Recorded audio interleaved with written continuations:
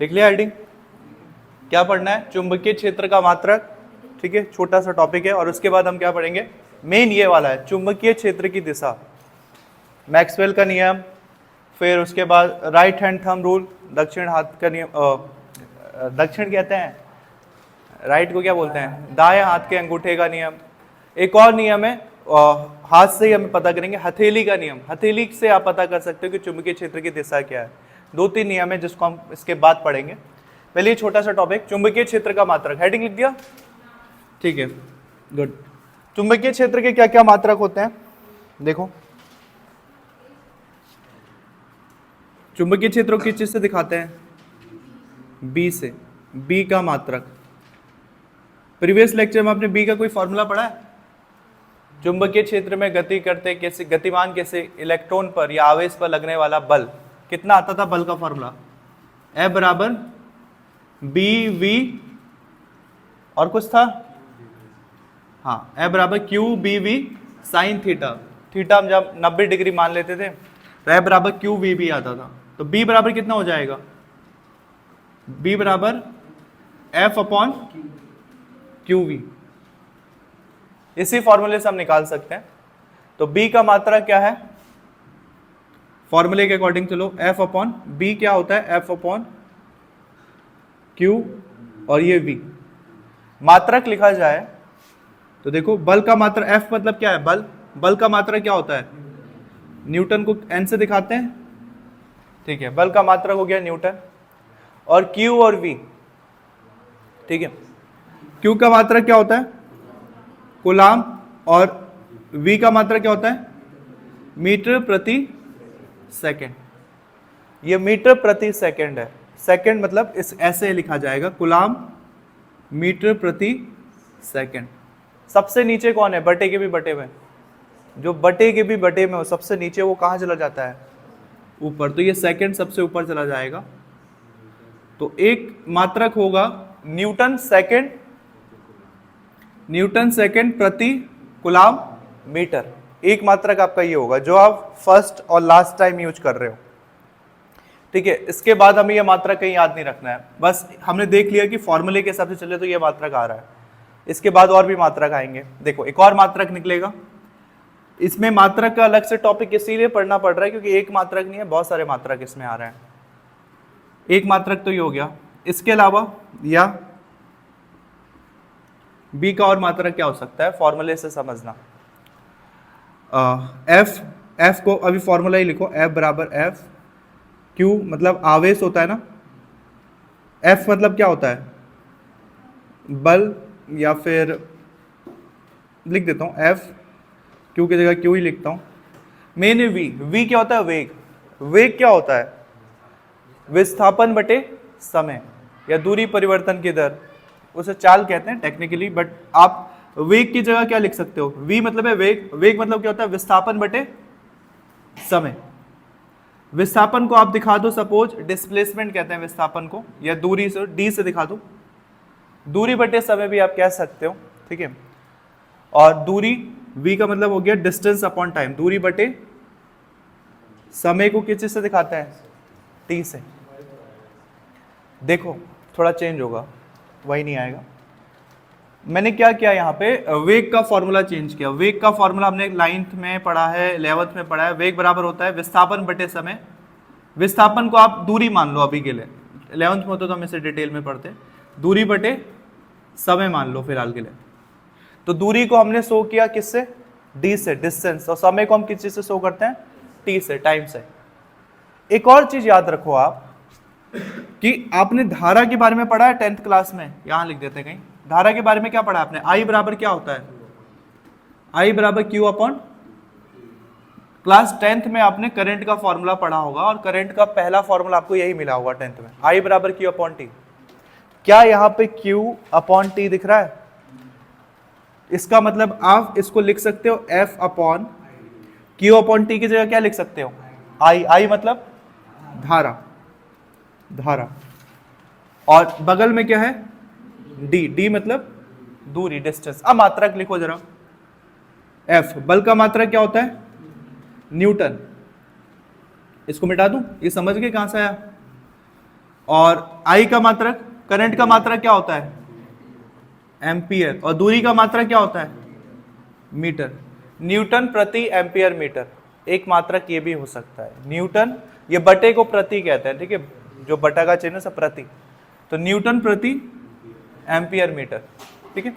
आप बुक में देखोगे डायरेक्ट लिखा है, बुक से समझ भी नहीं आएगा ये आया कहाँ से, जबकि आप तोड़ोगे तो पता चलेगा। तो एक मात्रक ये न्यूटन सेकेंड प्रति कूलाम मीटर, फिर अगला मात्रक न्यूटन प्रति एम्पियर मीटर, इसका थोड़ा बहुत आप यूज करोगे भी।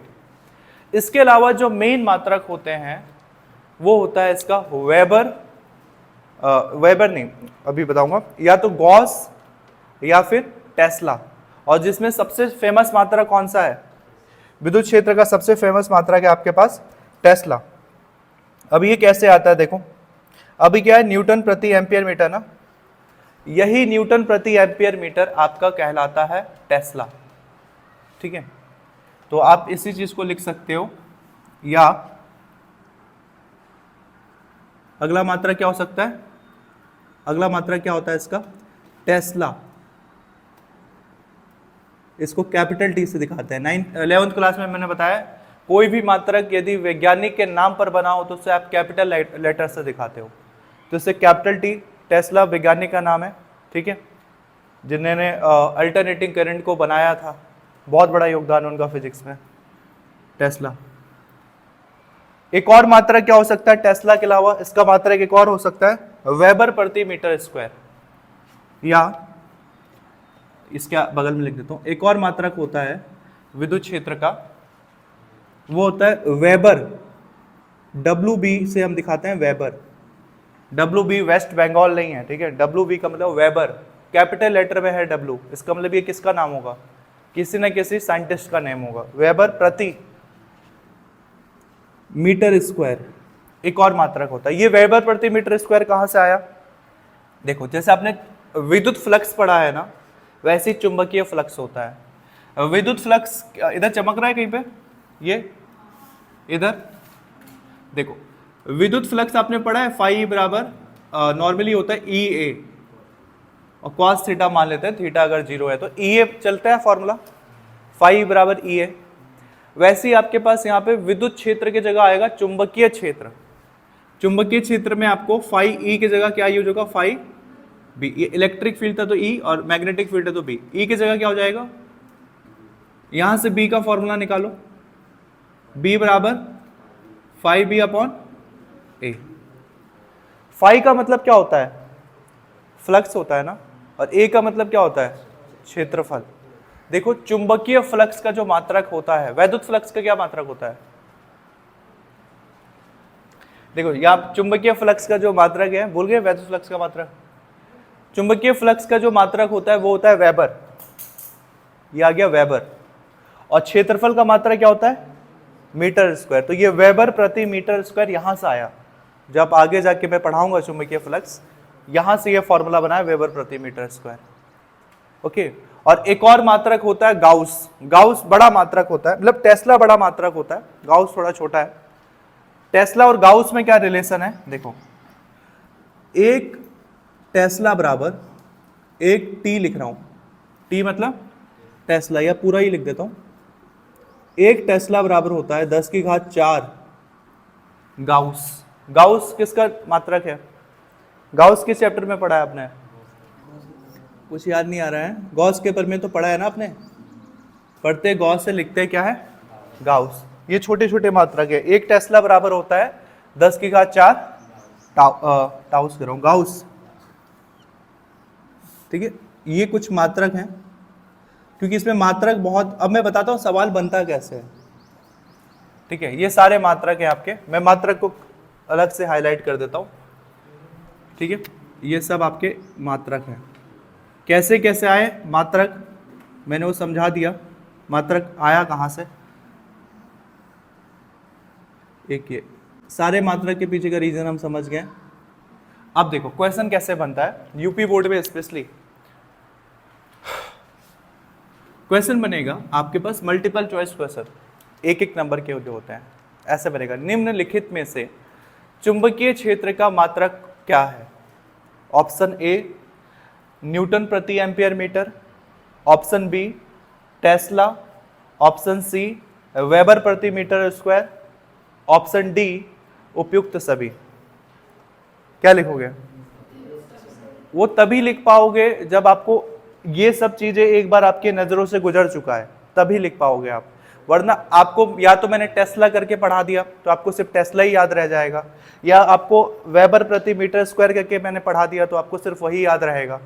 ठीक है, ये बस आपको एक दो बार बस देख लो अपने आंखों के सामने, एक दो बार पेज भी पलटोगे ना तो दिमाग में रह जाएगा।